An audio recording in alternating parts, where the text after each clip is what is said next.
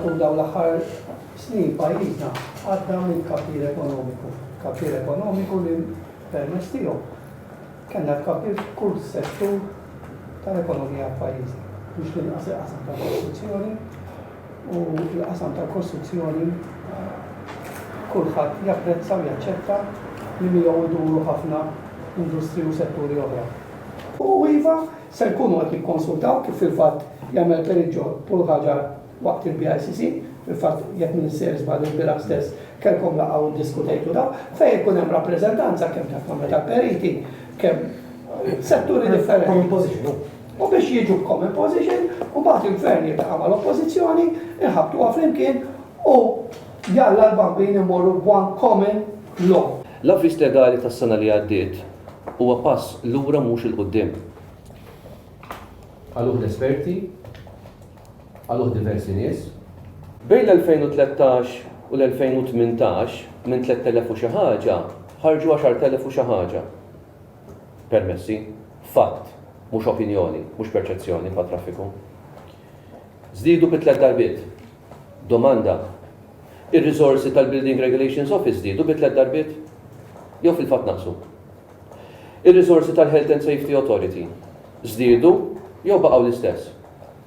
Jiena ma nistax nifhem kif Building Regulation Office bl-ammont tal-isti għandu bżonn biex jgħinu ħemexxi ukoll Building Regulation Office u mill-Building Construction Agency li bħala parti t-nazzjoni staqbilna magħha wkoll.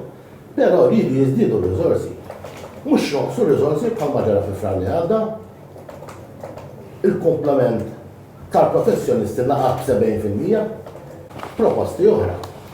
Ukoll għal xiex m'għandux ikun hemm rappreżentanti taċ-ċittadini fil-Building Construction Agency. Illum il-ġurnata ġew kif ġew l-affarijiet, naħseb illi iċ-ċittadin komuni għandu dritt ikun jaf x'inhu għaddej u mhux għaddej. Mela dan huwa avviż legali illi l-Gvern induċa f'Ġunju li għadda.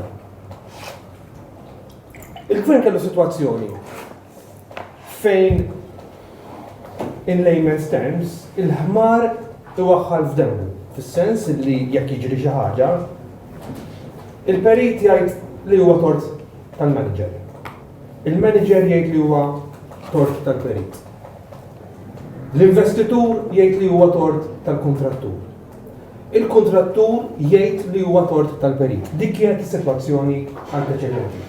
Kienna sitwazzjoni fejn il-perit jagħmel dikjarazzjoni ta' mertu, jew aħjar merit statement. Li dan merit statement għalkemm il-liġi kienet tagħmilha ċara li għandu jsir, ħadd ma għandu aċċess għalih. Minn Ġunju li għadda, dan din id-dikjarazzjoni, il-method statement, irid ikun disponibbli għal pubbliku online. Issa hawnhekk fejn ma naqbil 100% dak li qal il-Perit Mużumeċi. Perit Mużumeċi qal li speċi method statements għandu jkun responsabbli għal perit li huwa jagħmlu. Fine, tajjeb. Però meta jgħidlu third parties, meta tpoġġi l-ħajja tat-terzi fil-periklu, naħseb l-istat għandu jara li documented statements huma tajbin biżżejjed. Ma rridux ninsew li aħna pajjiż għandna mit-2009 sa 2013. Is-settur tagħna kien friżat fl-industrija u mbagħad ġara. U mbagħad daru l-affarijiet 2013 beda jsir build-up, iktar kemm ħajkollok sites miftuħin u iktar kemm ħajkun hemm maċċ jerġa' l-industrija, iktar ħajkollok inċidenti. Bħalma jiġri meta noħorġu ħafna karozzi fit-toroq ħajkun hemm ferm iktar inċidenti fihom. Ġust li tmut mara? Le. Ġust li xi ħadd jitlef daru? Le. Imma aħna x'qed nagħmlu qed iwaħlu fir-riformi qed iwaħlu fl-affarijiet flok qed naqbdu lill-kuntratturi. Nibdew bl-iżviluppatur, nerġgħu nispjegaw dan kollu li qed isir u jsir one-to-ones magħhom biex kulħadd ikun edukat. Isiru korsijiet lill-kuntratturi u l-kuntratturi kun jaf ir-responsabilità li għandu. Il-trencher versus is-sega. Semma trencher ħa ma naqblux mal-użu ta' trencher. Hemm magna jgħidu la sega li basically chainsaw giant u dik ma tagħmilx vibration. Il-trencher tagħmel vibration kbira, ma naqblux l-użu tal-trencher. Għaddam fejn taf beda dal-inkwiet meta Gonzi kien neħal l-iskejjel ta' snajja kif kont semmejt inti. Għax qabel daw li ma fux jikbu jaqraw u m'għandhomx ħafna skola da biex mhux bil-forsi tkun perit avukat biex ikollok tkun ċittadin Malta naħsebux. Mhux hekk? Alright, daw neħħaw l-iskejl ta' snajja, u nies li kienu jmorru ikunu bennejja ta' veru minn dawk ta' sena ta' bennejja mhux bdiewa kienu li ma ta' jkollna mix-xemx imorru jibnu flok li jaħdmu farra ma dak huma il-ġenesu tal-bennej Malta. Alright, dawk ta' njom barra. Il-ġimgħa wkoll kien hemm ħaddiem li weġġa' fuq sajt tal-kostruzzjoni imma din tant saret komuni. U din mhux illum ilhom iweġġgħu ħaddiema minn bdejna nibnu iktar flori, għaliex għax il-ħaddima tagħna ma kinux trejnjati biex jaħdmu f'dak l-oli. U din hija r-realtà.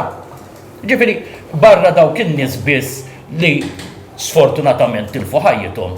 U dana ejja ma nċekknux minn dit-traċedja ta' għax dana mhux li tlift persuna tal-familja biss, imma spiċċajt ta' fuqek senduqek.